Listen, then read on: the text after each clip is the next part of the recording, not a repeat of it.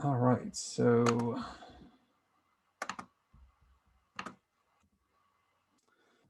so next week on Monday, May 17th, I'll be having a free 5-day Accelerated Thyroid Healing Challenge. And so this is pretty much the same one I had last August. And then I had a 5-day hyperthyroid healing diet challenge in February.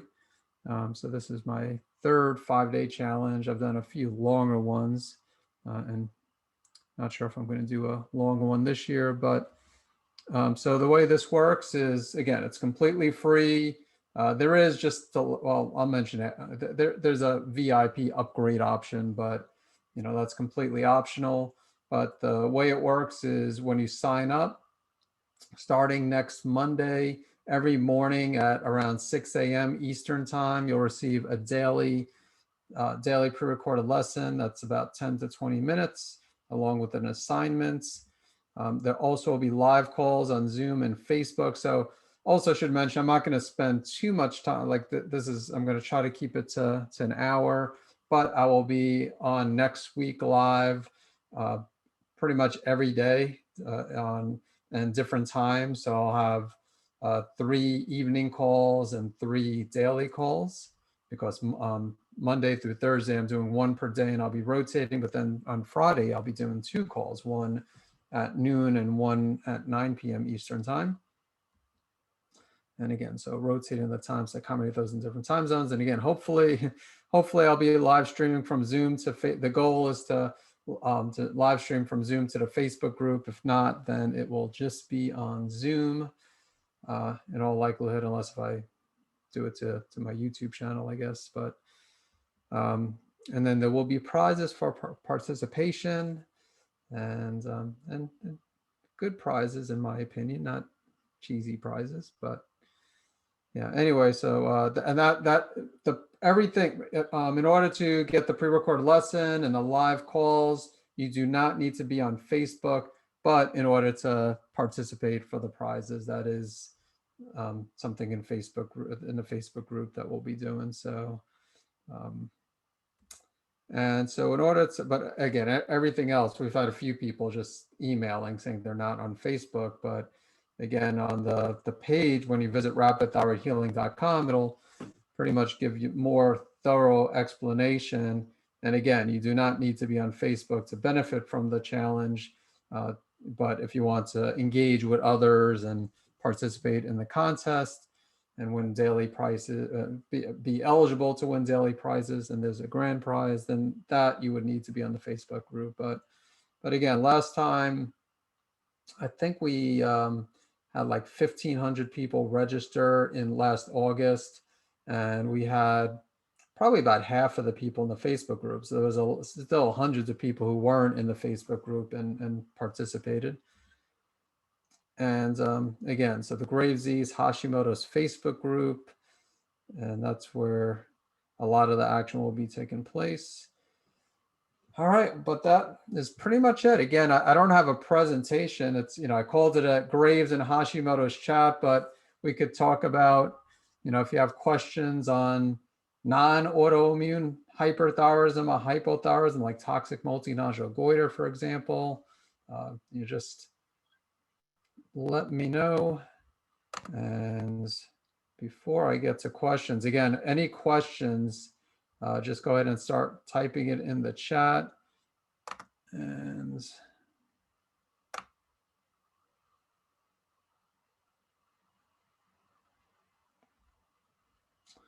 just hold on just one more sec here.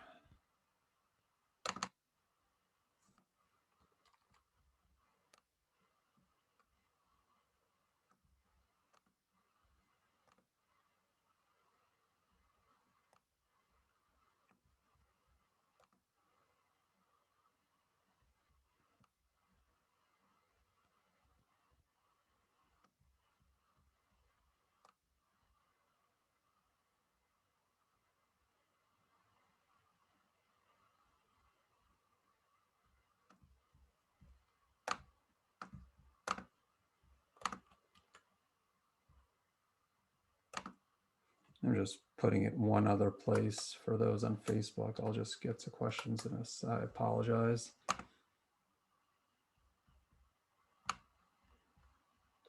I think I posted, there we go.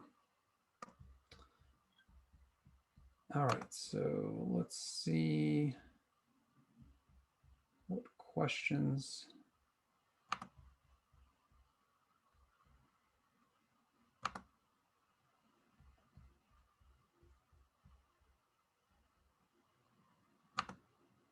All right, just not having any luck here, trying to access now the questions. There we go.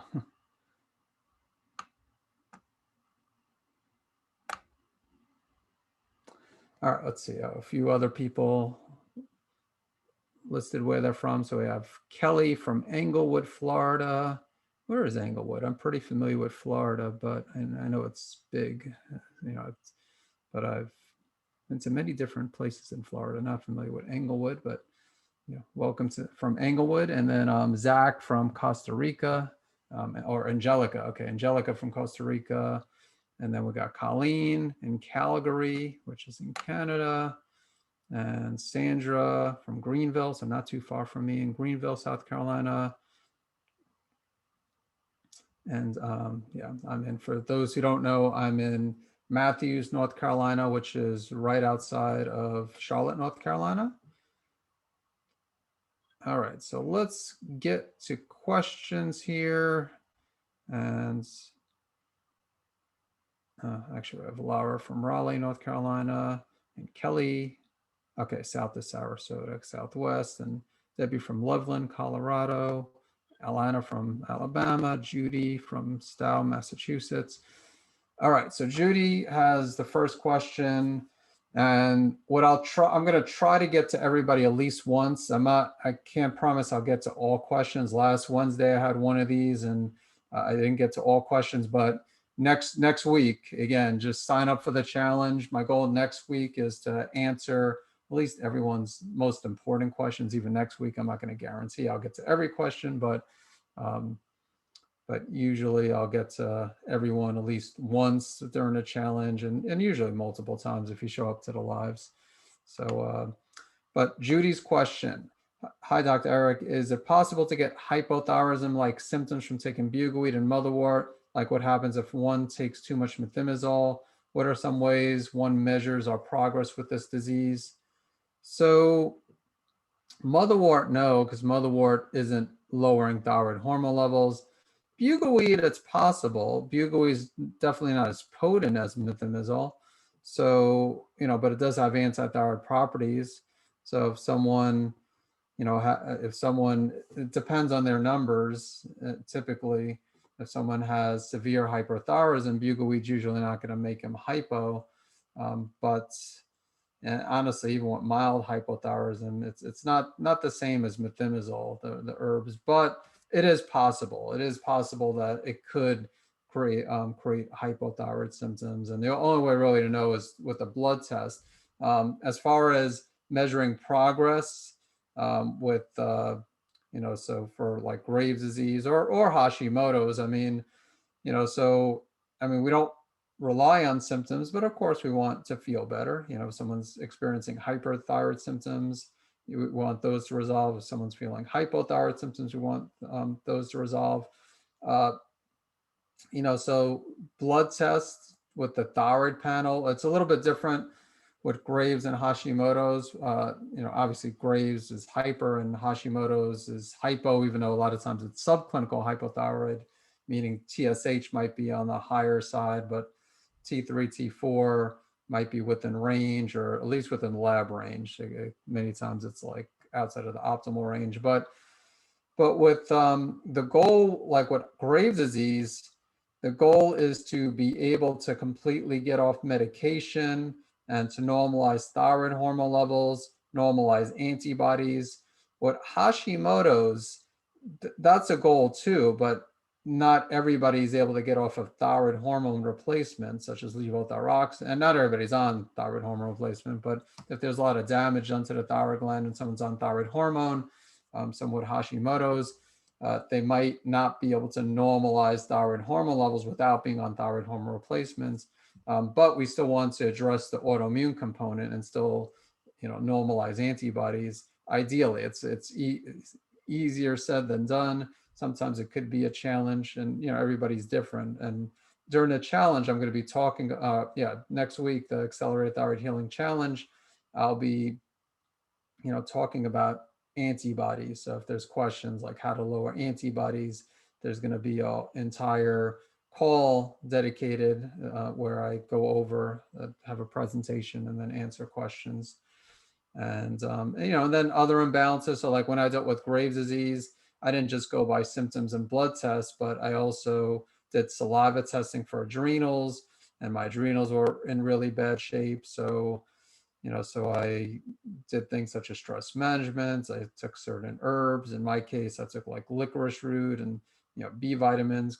I had low cortisol, so licorice root is not an indication for everyone. And then if someone has high blood pressure, they don't want to take licorice root. But so I took some supplements, managed my stress, ate well, tried to make sure I got enough sleep. And then I retested adrenals a number of months later, and that definitely looked a lot better. So any imbalance, like if someone does a test stool panel and they find out they have H. pylori, then that's another way of measuring progress. Even though H. pylori isn't always the trigger of Graves and Hashimoto's, it is a potential trigger. So we'd want to ideally follow up and get a negative test result if someone was positive with H. pylori or positive for parasite. All right, so Carol, what causes anxiety and mental fog in Graves, and how do you treat it? Can it be caused by methimazole? It is possible. Methimazole, even sometimes like the beta blockers, propranolol, atenolol, could, hyperthyroidism itself will cause anxiety. I wrote an article. If you visit my website, naturalendocrinesolutions.com, and type in anxiety, that again, you'll see numerous causes. And again, it could happen with hypothyroidism or hyper, but I see it more common with hyperthyroidism, the anxiety. Also gut, Graves is autoimmune condition, and most of the immune cells are in the gut. And then according to the triad of autoimmunity, those with any autoimmune condition, not just Graves and Hashimoto's, but those with autoimmunity have a leaky gut and increase in intestinal permeability. And that could be a factor with anxiety, just because most of the neurotransmitters are actually in the gut, not in the brain. And yeah, so mental fog, again, methimazole possibly, I wouldn't say it's always a side effect of the methimazole, but methimazole, could make someone hypo. That could be a factor. There could be a number of things. I also wrote an article on brain fog. So lower thyroid hormone levels, adrenal problems, certain infections like Epstein-Barr, Lyme disease, can be a factor. Nutrient deficiencies, just even inflammation. We underestimate the impact inflammation can have with symptoms such as brain fog and weight gain and fatigue. So that's and everybody has inflammation when dealing with these conditions, but not everybody has the same amount of inflammation. All right, so GD, what form of L-carnitine is best for reducing thyroid antibodies daily, and how much is best? So L-carnitine doesn't lower thyroid antibodies. It lowers thyroid hormone levels when taken in higher doses. So typically the research shows between 2,000 and 4,000 milligrams per day. And then the research shows carnitine tartrate. Not, some people will take the acetyl L-carnitine, which actually, for brain fog, sometimes that also is a factor with brain fog, having problems with fatty acid oxidation, and acetyl L-carnitine, can sometimes help. But for reducing thyroid hormone levels, again, 2,000 to 4,000 is when I recommend it to patients. Yeah, but again, lowering thyroid antibodies, definitely tune into the call because that's quite comprehensive. All right, so Laura, do many people with Hashimoto's get frozen shoulder? No, not It's actually common. I wrote an article a number of years ago on hyperthyroidism and frozen shoulder. So it's actually common in people with hyperthyroidism, Graves' disease, to get frozen shoulder. And yeah, so I can't say it's common. Like when you ask, do many people with Hashimoto's get frozen shoulder? I'm sure some people do. Like, if you were to go into my Facebook group and ask, like how many people with Hashimoto's have frozen shoulder, you might get a few people. I mean, I don't know for sure, but I'm pretty sure you get more people with hyperthyroidism, and that's in the research too. It's not, when I wrote the article, it wasn't just based on patients I've worked with frozen shoulder, which is also known as adhesive capsulitis, but in the journal articles too, there's that correlation. But I've not seen that in the journal articles in the research with regards to Hashimoto's.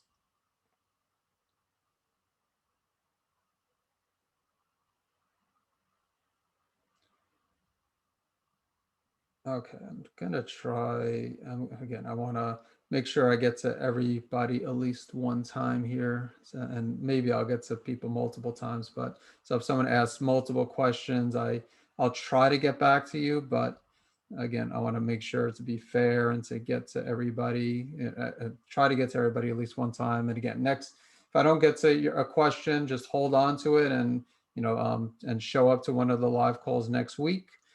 And so next, I should say there's live calls every day, but then there's two 90-minute Q&A sessions that will be taking place next Friday. So daily I'll have the calls, and it depends, I'll be on probably for about an hour, but and I will be answering questions, but I'll be going longer during the Q&A sessions. And then, I mentioned there's a VIP upgrade, which is optional, but that also includes an additional bonus Q&A session, and then also a bonus masterclass, and it also includes recordings. So again, you don't have to do that, but just when you sign up, you'll see that. So there's like no surprises. And for those who trickle in late, I'm talking about the challenge. If you probably see on your screen now, because I left the PowerPoint up, the rapidthyroidhealing.com. Check that out for the free challenge next week. And Sandra, so Sandra's question here, what is the best time to take, okay, I'm not sure. Okay, what is the best time to take them? So you're specifically mentioning here selenium and L-carnitine at this. So I don't know. I know, yeah, I'm not sure if you're following up to the call early with the bugleweed motherwort, but yeah, I will say bugleweed and motherwort, usually I recommend I do commonly, if someone's taking them, they'll take them at the same time. When I dealt with Graves' disease, I took bugleweed and motherwort, and I took them at the same time. There's some formulations that have them already mixed together, like thyroid calming formula. So it's perfectly fine to take them together. And then usually I'll recommend, if I'm having someone take like 2 doses, I'll have them take it like 15, 20 minutes before breakfast, 15, 20 minutes before lunch, dinner. And then selenium, a standard dose, again, everybody's different, but a common dose given by healthcare practitioners, including myself, is 200 micrograms. Sometimes I'll go higher, but you want to be cautious about selenium toxicity. And selenium, I usually recommend taking with food. Some of you are probably familiar with Dr. Isabella Wentz, who has a few books on Hashimoto's. And a few years ago, I think it was 2015, we interviewed each other, and then she, one of the questions was on selenium, I guess, that I probably asked her. But either way, she recommends taking it or at the time, taking it early in the morning, like without food. But I always recommend taking minerals and vitamins with food, because that's when you're eating food, you're getting vitamins, minerals, and you're usually not taking them isolated on an empty stomach. L-carnitine, on the other hand, that it'll be effective if you take it with food, but seems to be effective away from food, because if you take it with food, at least like higher in protein, it could compete with the other proteins. and possibly be less effective. And again, I mentioned L-carnitine, like 2,000 to 4,000 milligrams is, if I recommend. I don't have everybody take L-carnitine. I didn't take L-carnitine when I was dealing with Graves' disease, but some people do. Okay, so Nadine, I don't think you asked the question yet. So I was diagnosed with Graves 3 months ago after 1 year visiting different doctor. All doctors said,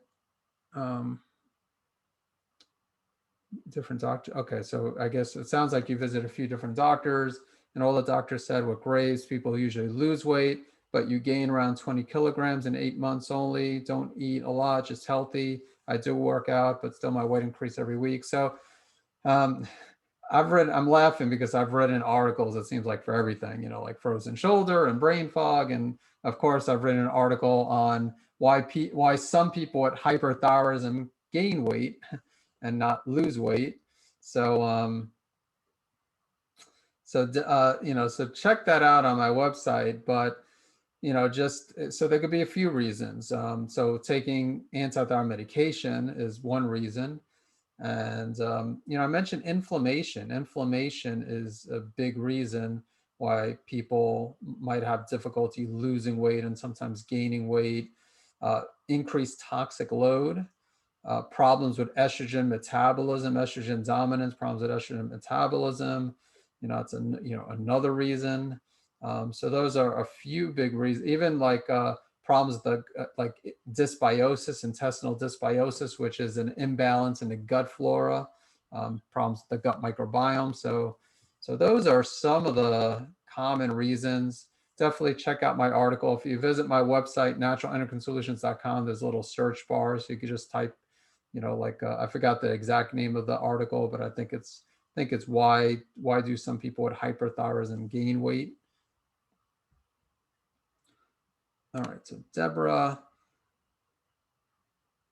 All right, so anti-TPO and anti-thyroid globulin at 3/400 on NP thyroid 90 milligrams.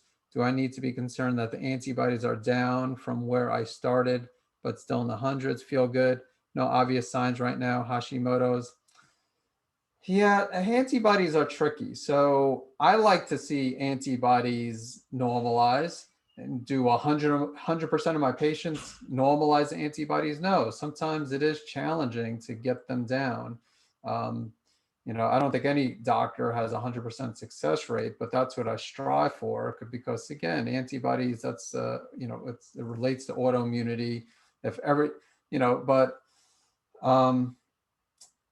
so if we've like, if someone, so what, let me backtrack. And again, we're going to talk about antibodies next week, so I won't get into great detail now, but definitely attend the lecture next week. So, so the basics are important, of course, trying to eliminate common food triggers. And, that's why I start typically people on an autoimmune paleo diet, not everybody, but, and it's just a starting point. But food's not a trigger in everyone. There's food, there's stress, there's chemical, there's infection.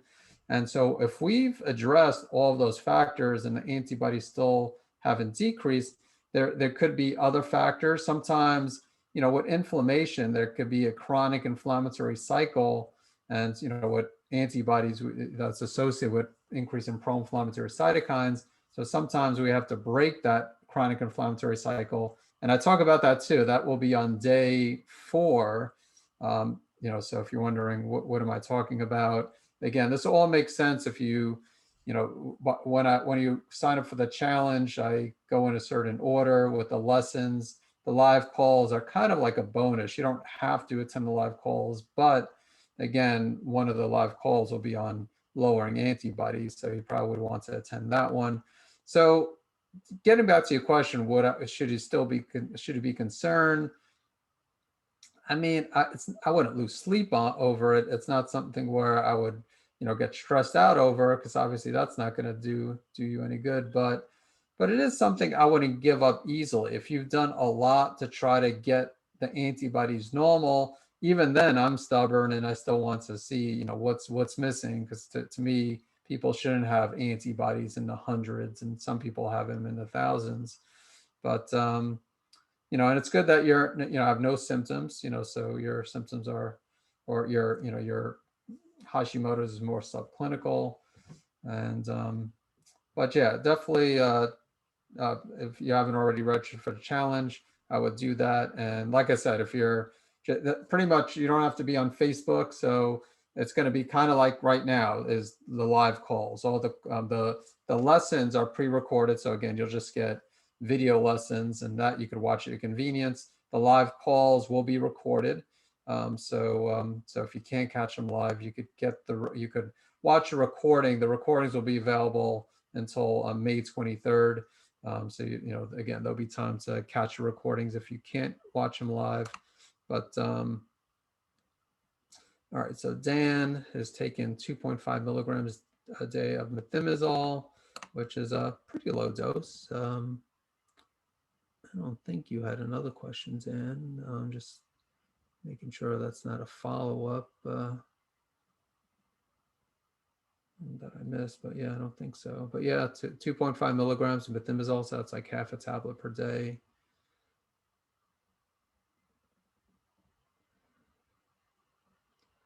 All right, so Colleen, in Hashimoto's, is it unusual or not to recommend to have a TSH less than 0.01, but the T3 and T4 are in the normal range?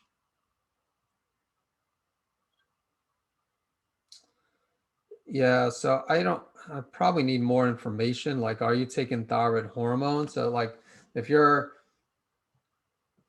taking, like, if you were not taking thyroid hormone, then the answer is no. That's not common to have a TSH. Usually with Hashimoto's, you see the higher TSH. There is hashitoxicosis, where that someone could have low TSH, but usually the T3, T4 are high, because it's like hashitoxicosis involves transient hyperthyroidism. Now, if you're taking thyroid hormone replacements and you're taking a higher dose, then it's, I won't say it's unusual, and it depends on the doctor. I don't like to see someone taking, if someone's taking thyroid hormone, especially, we will see this more with like desiccated thyroid, like NP thyroid, Armor, Nature Thyroid, but I don't like to see the TSH depressed like this. Even though usually we'll see the T3 and or T4 on the higher side. So I'm wondering if it's on the higher side of normal. But but there is also multinodular goiter, which I also wrote an article on. And sometimes multinodular goiter, like with nodules, some people will have like the low TSH, and the T3, T4 will be normal. And so, I mean, it's not ideal. But again, I don't have the full, I guess, picture of, everything that's going on. Again, are there nodules, and, are you on thyroid hormone, for example? And, because those are important factors.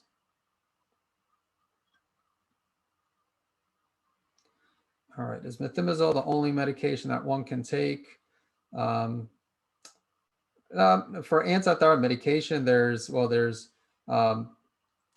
PTU, there's which is harsher on the liver. There's, if you're talking about medication, like I took bugleweed when I dealt with Graves, which is an herb, but I mean, I can't say that's a fit for everyone. And then there's low dose naltrexone, which acts on the immune system, that I could be taking with other autoimmune conditions. I have an article on my website, cholestyramine, which can help some people with hyperthyroidism. And what are the best blood thyroid measures to see how Graves is found? So yeah, I mean, depressed TSH, elevated T3, T4s, that's going to tell if someone has hyperthyroidism. But then we're looking at the Graves' disease antibodies, the thyroid stimulating immunoglobulins, or TSI. Some people look at TRAB, which is TSH receptor antibodies. TSI is a type of TRAB, a type of TSH receptor antibody. All right, so Alana, regarding Graves, what are the main triggers for antibody reaction? So again, make sure you attend my live call next week during the challenge on antibodies, lowering antibodies, because I talk about the triggers. But I mean, food, so I mean, gluten, dairy are two big ones. And, heavy metals such as mercury definitely could be a factor. I see aluminum a lot in my patients. It doesn't mean that it's always the trigger. And then, certain infections like H. pylori, especially with Graves and even with Hashimoto's too. And, so and stress is huge when it comes to Graves as well. And, but yeah, definitely make sure you register for the challenge. All right, so, and Alana, yes, how to lower antibiotics for Graves. Wait for next week. Yep, you got it. So next week, I'll be going into greater detail, just a whole presentation talking about lowering antibodies. And again, that's free, no strings attached. As I mentioned, the only string attached is there's a VIP upgrade, but that's not really not a string attached because it's optional. No, you don't have to upgrade. But that lowering thyroid antibodies, that's part of the free challenge. All right, like I said, I'm trying to make sure I get to everybody once. So I'm losing. I'm like forgetting who I responded to now. So, Ada, I don't think I answered one from you. So can a thyroid glandular supplement help with Hashimoto's? Are there any hormones left after processing? It depends on the glandular. Like there's one Thorogold, which has been out of stock, but that does have T3, T4. There's one GTA and GTA Forte, which is a glandular from Biotics Research, and that does have some T3. So not all, it depends on some companies offer glandulars where the goal is to get rid of the hormones. So it depends. I can't say I commonly recommend glandulars, but if someone, if they have lower thyroid hormone levels and they, again, the goal is to try to address the cause of the problem, but some people do need thyroid hormone replacements, even if it's on a temporary basis. So if they're not taking anything and they can't get a prescription or don't want to get a prescription, then a glandular might be an option. But I can't say other than that, I won't give just like if someone has adrenal problems, I won't give everyone an adrenal glandular. All right, so Dan, this is his question here. So he before just mentioned that it wasn't really a question, just saying that he was taking 2.5 milligrams of methimazole. So, but here I've been taking 2.5 milligrams of methimazole for the past 3 years. Now my endocrinologist wants to zap my thyroid. Am I forced into doing that? How long can I delay taking action? I'm just going to take a quick sip of water.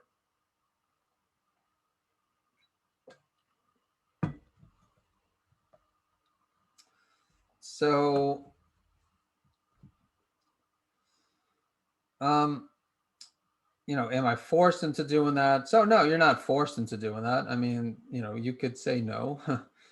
You could just, go to try. I mean, it might not be easy depending on where you live and, like health insurance, but regardless of where you live, you don't have to do that. I mean, now the endocrinologist might refuse to write a prescription for methimazole. And there is some research showing that low dose methimazole, I mean, it's not ideal like forever. I mean, the goal is to try to get to the cause of the problem. But I will say, if someone has Graves and they just, for some reason, they just keep on relapsing, or if they just don't have, some people just don't have the means or willpower to follow a protocol to try to address the underlying cause. So if it's a choice between radioactive iodine, thyroid surgery, or low dose methimazole, I mean, if it were up to me, I would take the low dose methimazole, even though it's not fixing the problem, but neither is radioactive iodine or thyroid surgery, even though, radioactive iodine and thyroid surgery is going to, especially surgery, if you get your thyroid removed, it's going to permanently correct the hyperthyroid problem. But of course, there's greater risk.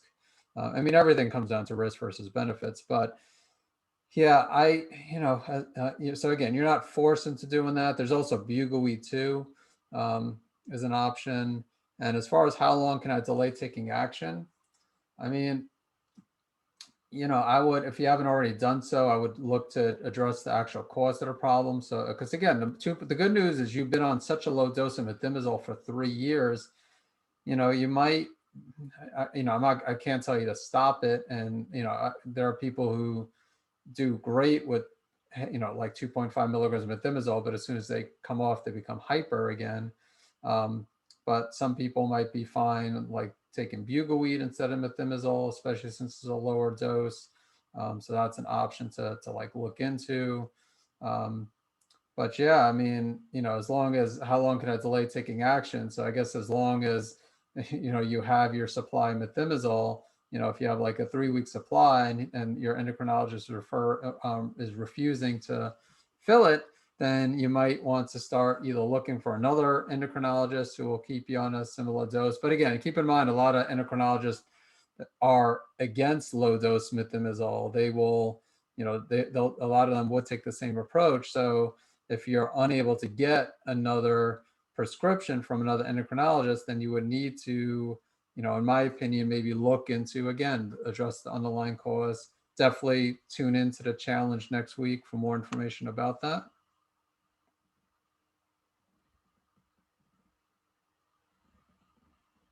All right, so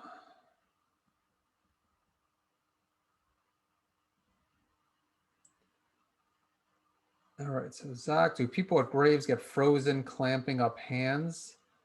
And have you heard of anyone taking Lugol's iodine for Graves? I took Lugol's for years and didn't have Graves, then stopped and now have Graves. Yeah, so I can't say that I mentioned frozen shoulder is common with hyperthyroidism, even though I can't say most people with hyperthyroidism get frozen shoulder. But as far as frozen clamping up hands, again, I'm sure there might even be some people on this call who might have similar symptoms, but I can't say it's a classic symptom, that it's a common symptom people have. And so iodine definitely, is controversial. Lugol's is potassium iodide. So years ago, they actually used that to manage hyperthyroidism. So, so it's one of those things where stopping Lugol's, like if you took Lugol's for years and then you stopped it, that wouldn't cause Graves necessarily. And there's some, some evidence that iodine could potentially be a trigger for, especially, some cases of Hashimoto's. And keep in mind, I'm pro iodine. I took higher doses of iodine years ago and had a positive experience, but I learned over the years that that doesn't mean that everybody has a positive experience, and some people don't do well. But iodine, it can sometimes cause hyperthyroidism, but also could have the opposite effect when taken in higher doses. And so years ago, especially, or decades ago, before radioactive iodine was available, some doctors would use higher doses of iodine, Lugol's, to help manage the hyperthyroidism.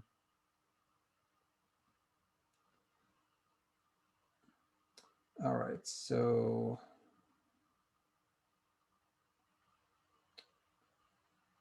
okay, can one take CBD oil for sleep and anxiety when they're taking NP thyroid?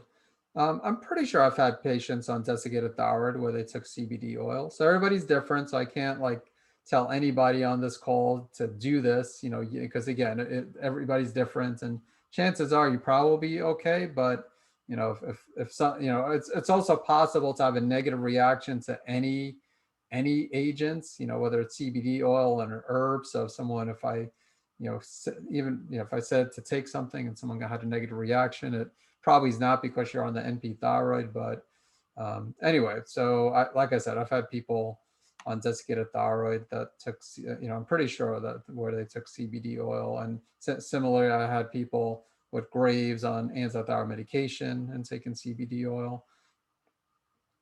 All right, so private message here. So I'll read it out loud. What that means is nobody else could see it, but I'll read the message. Won't say the person's name. So the question is, are the ingredients in methimazole and PTU very different to treat Graves' disease? I'm back on PTU after having a very bad reaction to my liver from methimazole, 10 milligrams and then 20 milligrams for 5 days. I mean, they're just different types of antithyroid medication. As far as the like other ingredients, I forget exactly what's in there, but I did write a few years ago an article, and it was called "Comparing the Different Types of Antithyroid Medication." And I'm pretty sure in that article, I broke down the different ingredients with the different medications. I think I've done this with thyroid hormone too. So I forget exactly what's in there, in both of those, but you could look at those. You could easily find it too on the web, just like drugs.com, and websites will list the ingredients. So it's not that hard to find, but again, I did write an article where you could check that out. And yeah, some people, in the research, a lot of people get scared about PTU because there is research that it can, in some rare cases, cause liver failure. But some people do fine on PTU, and yeah, this isn't. I can't say I haven't seen this before. There have been people over the years, actually a lot of people that react to methimazole, and then some of these people ended up going on PTU. Sometimes the endocrinologist won't want to put the person on PTU because they'll be like, oh, if you're reacted to methimazole, you can have a similar effect with PTU, including liver enzymes, but that's not always the case. It's like a 50-50 chance. So I think it's worth a try in some cases. So so again, if reacted badly to the methimazole, you're on PTU and you're doing okay, of course you would want to monitor those liver enzymes. But again, everything's risk versus benefits. Even though I didn't take antithyroid medication when I dealt with Graves' disease, if I had to, like if the bugaweed and motherwort didn't work, if those didn't help to manage my symptoms, I would have taken the medication. And a lot of my patients do take the medication. I never tell anybody to stop taking the medication. All right, so again, just trying to check and see, go down the list and see who some people just put in their name as far as where they're located, but it wasn't a question. So some of these names are familiar, but they might have not answered questions. So let me, okay, so Homie, you have not asked a question. So I've been diagnosed with Graves in 2011. In 2015, I stopped taking methimazole and then relapsed in 2017. I'm on 20 milligrams of methimazole today, but my endocrinologist wanted me to take radioactive iodine. I feel great and don't want to take that route. I'm taking selenium, bugaweed, and lemon balm, and it helps a lot. What do you suggest? Yeah, I mean, I'm with you. That's my goal is, I work with a lot of patients with hyperthyroidism and Graves' disease to try to prevent them from getting radioactive iodine. And, so it's great that the bugaweed and lemon balm is helping, and the selenium. So I recommend digging deeper. A lot of people don't do that. They just take the methimazole, get into remission temporarily, but then relapse, so eventually, not everybody, but a lot of people do because the cause was never addressed. So I would look into, again, I'm going to pitch my challenge for next week, rapidthyroidhealing.com, just, again, start with diet, lifestyle, but again, some people do need to dig deeper and look into infections, see if there are any infections, do things to reduce your toxic load. I mean, I think everybody should do that. And again, I'll be talking next week. I think it's one of the lessons, not the live calls. One of the lessons is actually on like reducing, toxic load, reducing your toxic thyroid, I think I'm pretty sure is what it's called.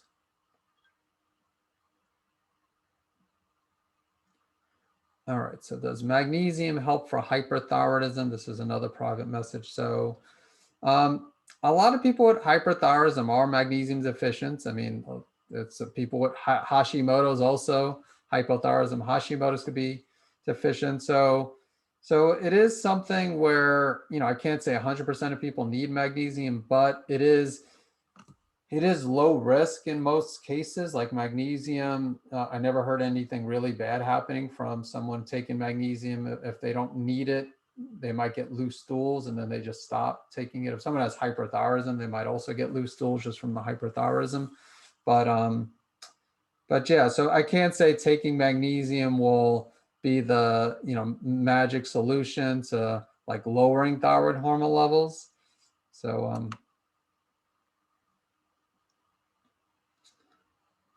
all right, so Catherine, I don't think I answered a question. So let's, what are bad reactions to methimazole? I've been on low dose for several years. Can I start off bugleweed while on methimazole? I mean, everybody's different with bad reactions. Some people will have, they might not feel bad, but the liver enzymes will be elevated. But some people will get symptoms such as dizziness, itching, headaches, skin rashes.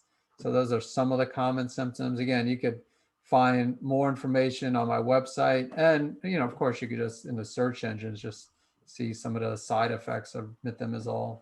But again, you're on a low dose, so low dose is I mean, some people still on a low dose could get symptoms, but more likely with the higher doses. And then, so it sounds like you're asking, can I start on bugleweed while on methimazole? And I do have some patients take bugleweed and methimazole at the same time. Like if they're trying to get off the methimazole sooner or later, then yeah, I might have them take both. All right, so let me, I think I'm caught up here, but I'm going to go back and then see, we'll get to a few repeat questions. I'm going to check also on the Facebook group, because there are some people that posted in the Facebook group their questions. So what I'll do is I'll read them out. There's only a few of them. Can you address why Graves patients can get frozen shoulder and how to manage it?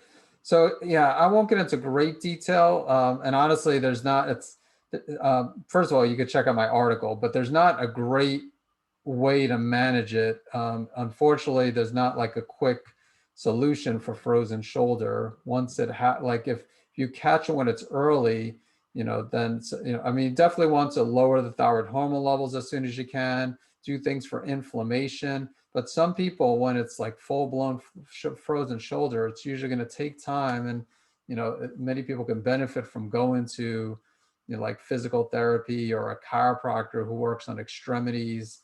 But yeah, I wish I had like a solution where you just follow a protocol or take some supplements for a few weeks and it resolves. But it usually is something that, I mean, it could linger. For those who don't do anything naturally, it could be like a year or longer.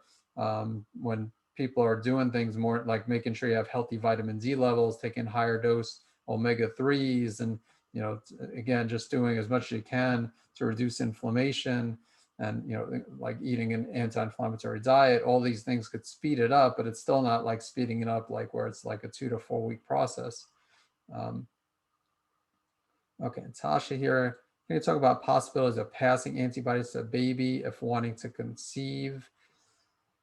Yeah, so the research, I wrote about this. So yeah, you do pass the antibodies, and there are, from what I read, the research shows that it's for some reason it seems like it's a greater risk with Graves, like higher risk of miscarriage with Graves antibodies when compared to Hashimoto's. I mean, I've had both people with Graves and Hashimoto's have healthy pregnancies.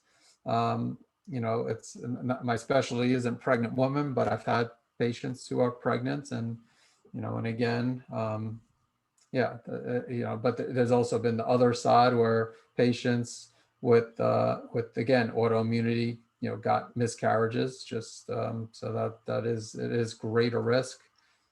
And then Carol here, you actually are on Zoom and asked that question. So I think that's all the questions that was posted in Facebook. And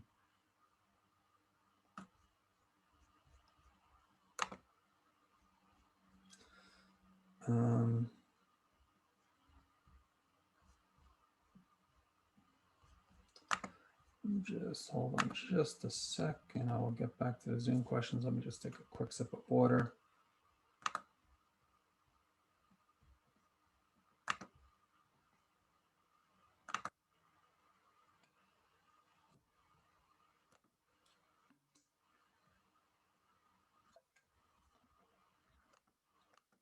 Just doing a quick sure nobody posted on the main page that they can't find the live stream, since I'm not live streaming, since I'm having difficulty live streaming. So I assume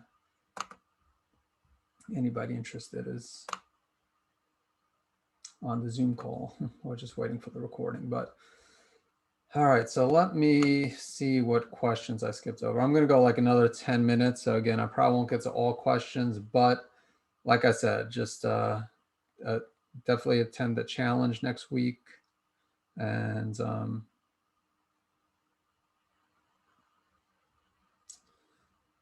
let's see.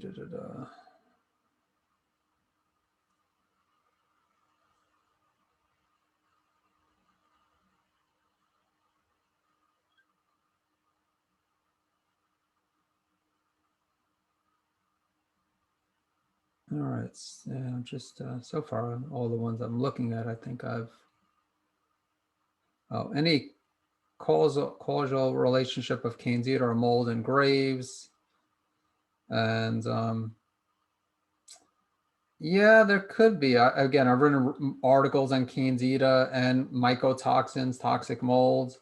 So there is a potential relationship with Hashimoto's too. And in my book, Hashimoto's Triggers, I have a whole chapter dedicated to mold and mycotoxins, being a potential trigger. Both of these, not just candida, but molds, they're both, types of fungi.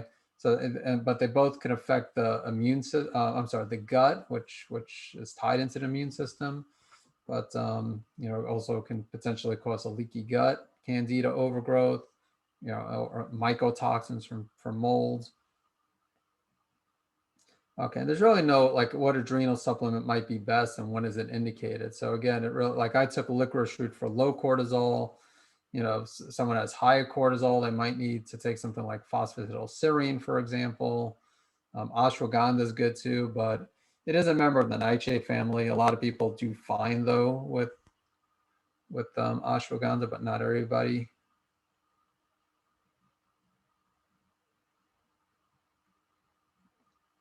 Okay, so Colleen is on 120 milligrams of natural thyroid. Question. Colleen, okay, so yeah, so you're on a higher dose. So if you're taking 120 milligrams of desiccated thyroid and TSH is less than 0.04, less than 0.01. So yeah, it's not as big of a concern since T3 and T4 are within the normal range. So you're not hyper. I'm still not crazy about seeing it that low, but everybody has different opinions. Some doctors will be like, no, it's not a concern. And I'm sure your doctor is one of them. But, there's research that shows even with subclinical hyperthyroidism, which is that's essentially subclinical hyperthyroidism when you see TSH depressed and T3, T4 low, normal. With subclinical hyperthyroidism, there is some risk in the research of getting decreased bone density, osteopenia, potentially over time osteoporosis. So if someone has that TSH for a few months, it might not be the end of the world, but I don't know if I'd want that for a long period of time. All right, so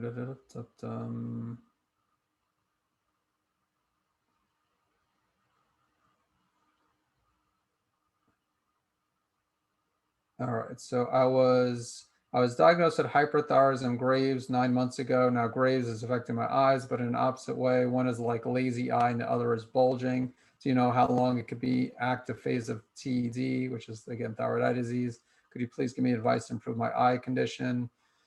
So a few things. One, active phase, typically a year to 2 years, sometimes up to 3 years, I believe. Remember it's more immune. So you got to do remove triggers. Definitely attend the challenge next week. Cause again, like things like lowering antibodies, that's going to be important for thyroid eye disease, finding, removing triggers and correcting underlying imbalances.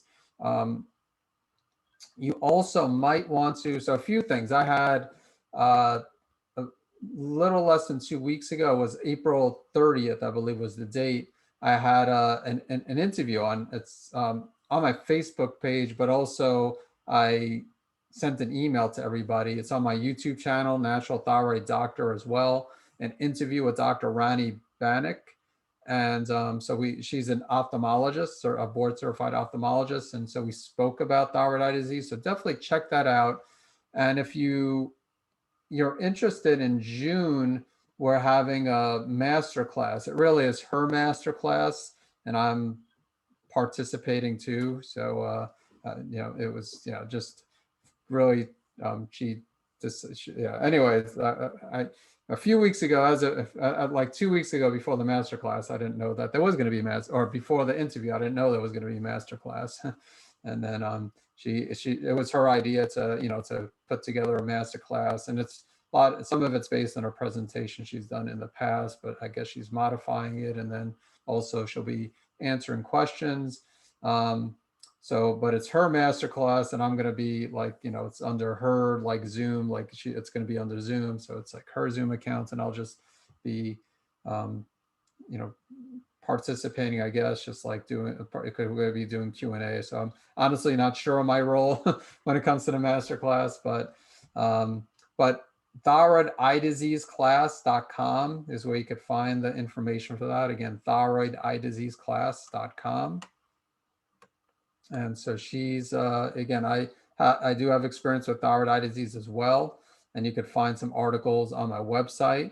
But I think that's something what anyone with thyroid eye disease will get benefit, because I've been working with patients with, hyperthyroidism graves for over 10 years. And many of these people have had thyroid eye disease, and she's an ophthalmologist, and, she doesn't just deal with thyroid eye disease, but she seems to have a good amount of experience with it. Definitely seemed very knowledgeable during the presentation that we did, on the 30th.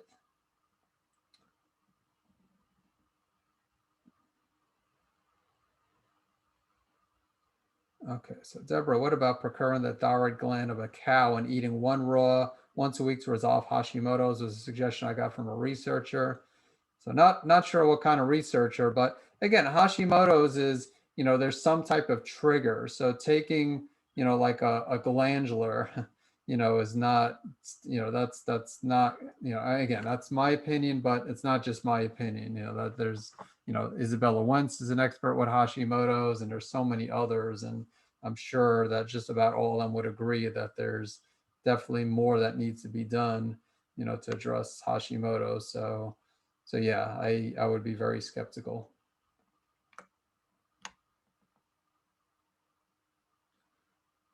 All right, so Alana, you mentioned thyroid calming by herb farm, or the other formulas that you recommend for Graves. So I took MediHerb. I took MediHerb, Yugaweed, and Motherwort. That's typically what I recommend to my patients, because it's a higher extract ratio, higher potency than herb farm's good quality. So the quality is pretty good. It's just a 1 to 5 extract, so it's not as potent.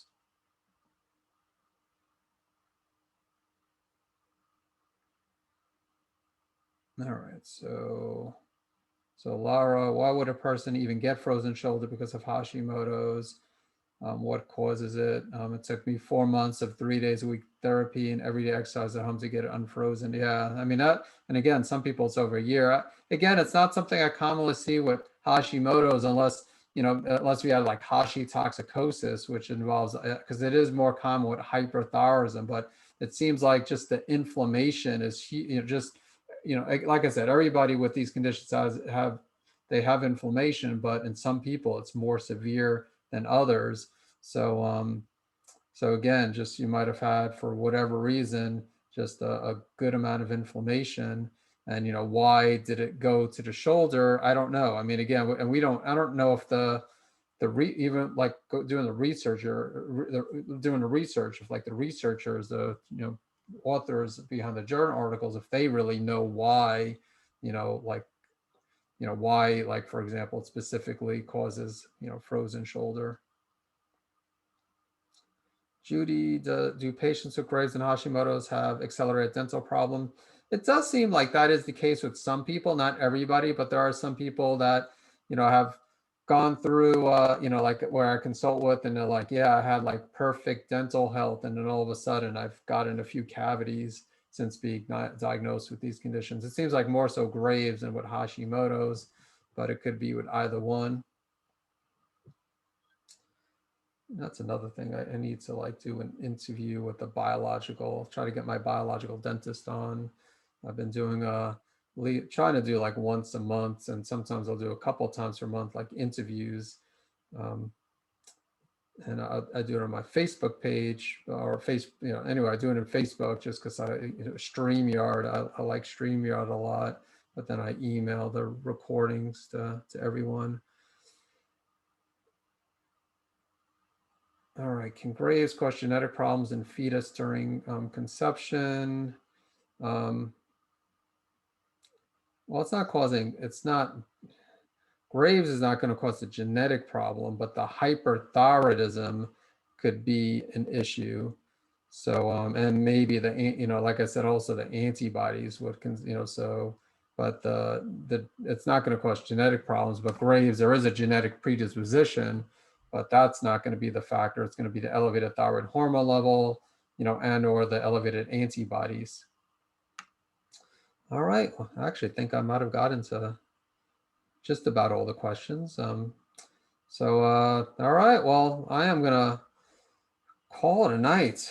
You know, but yeah. So thanks for joining me again. Hopefully, we see you at the challenge. I mean, you know, just it's a bummer. I wasn't going to do this Facebook Live. I'm sorry, the Zoom call. I did it for a few reasons. One is honestly, I was like, yeah, I'm having the challenge, and let people know that you know, I did let people know last week. But a big reason too is because I haven't done an evening Facebook Live. Like I've been doing the Facebook Live. When I do a Facebook Live, it's during the day. And then the Zoom calls also usually during the day. But last week I did a Zoom call, but it was live streamed to YouTube.